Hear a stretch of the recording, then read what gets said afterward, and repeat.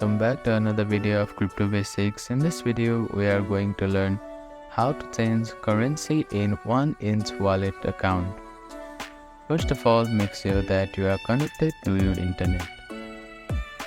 After that, find and open 1inch application on your device. Make sure that you are logged into your account.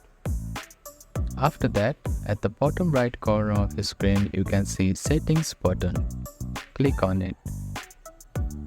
Then, on the Settings tab, you can see Currency on third option. Click on the Currency tab. Here, you can find various currency. Choose the currency you want. Then, click on it. After that, your currency will be changed. So that is how you can change currency in 1inch wallet account. Thank you for watching this video. Please do not forget to like, share and subscribe to our channel and comment down if you have any queries.